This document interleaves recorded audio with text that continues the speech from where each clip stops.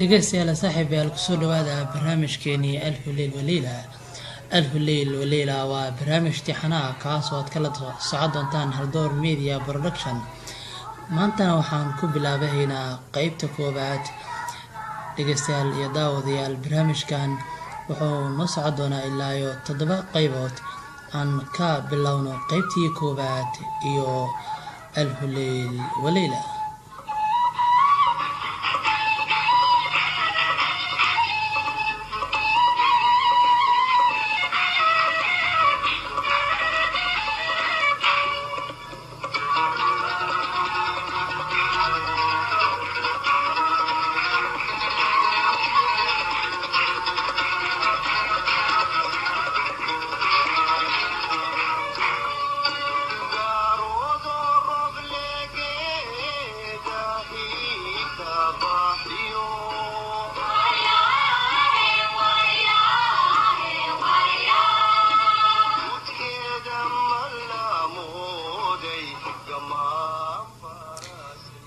qaybta koobaad ee barnaamijkeena alfu leyl waliila waxaan ka bilaabi doonaa sheekada caanka ah ee Shahriyaar iyo Shahrazamaan.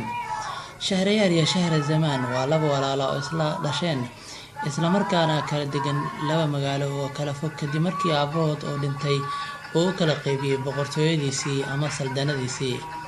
Shahriyaar ayaa oo ah boqorkii ka talinaya mid ka mid ah magaalayaalkaas ayaa aad ugu xiisay walaalkiis Shahrazamaan, wuxuuna go'aan ku gaaray inuu fariin u diro si uu u soo booqdo walaalkiis maadaama uu yahay mid ka yar.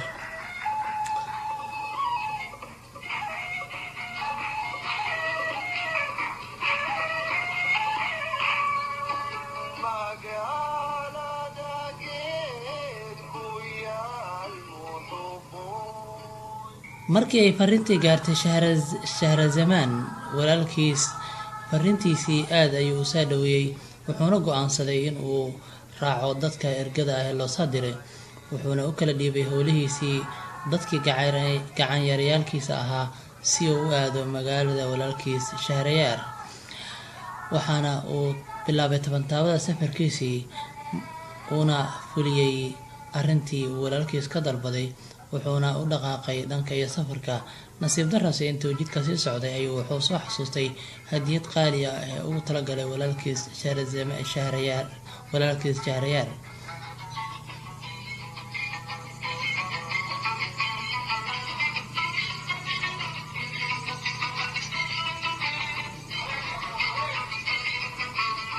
hadiyadii darteeda ayuu u soo laabtay guriga. markuu yimidse wuxuu la kulmay walaxan ishiisa cajabin ayna ku qancin niyadiisa oo talow muxuu ahaa arrinkaasi. wuxuu ahaa xaaskiisa oo mid ka mid ah addoomankiisii la jiifta gogoshiisii, wuxuuna go'aansaday inuu dilo xaaskii iyo addoonkii intaba.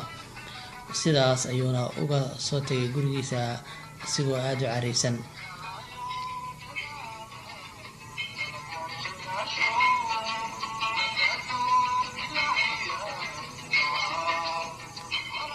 waxauna gaaray magaaladii walaalkiisna aad ayuu u soo dhaweeyay, aad ayaana loo ixtiraamay.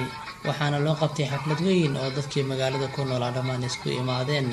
laakiin maalmo kadib Shahriyaar wuxuu ka dareemay walaalkiis Shahrazamaan in uuna ku faraxsanayn joogitaanka magaaladan, laakiinse wuxuu isku qanciyay inuu yahay daltabyo ama in uu xiisay magaaladii uu ka yimiday.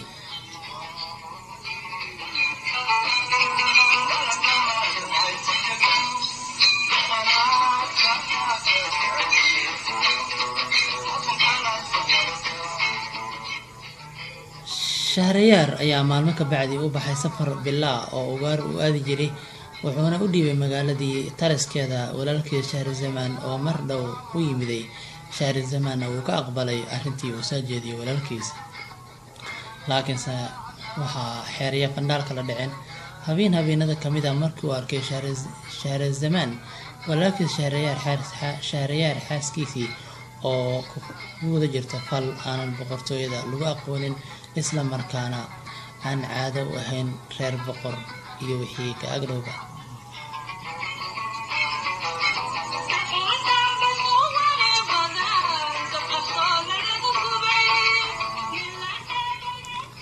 aad ayuu u carooday. Xanaaqiisii ayaa xanaaq ugu darsoomay, murugtii iyo walbahaarkii iyo walaacii ayaa ku batay. laakiinse wuxuu go'aansaday inuu walaalkiis sugo arrintaana uu kala tashado. Markii uu walaalkiis safarkii kasoo laabtay, isjijiid dheer ka bacdi arrintii ayuu uga bilaabay meeshii dhibaatada kasoo qabatay, waxaana u sheegay khiyaanada xaaskiisii ay ku samaysay. laakiin Shahrayaar ayaa la yaabay, wuxuuna dhahay, oo maxaad iga qarisay intaas oo dhan? wuxuuna ugu jawaabay, waxaan arkay khiyaanada inaan ani adiga waan ka simanahay, oo xaasasku labadiinaba ay sida ay noo wada qiyaamaan.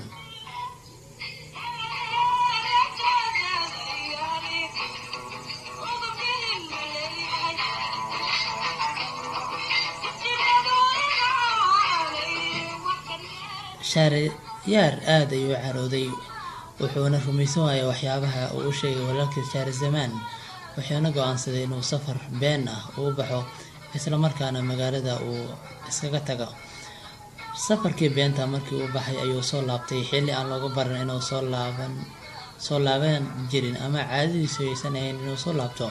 wuxuuna arkay wixii loo sheegay, indhihiisa ayuuna ku hubsaday. halkaas ayuuna ku dilay xaaskii iyo addoonkii la joogaba.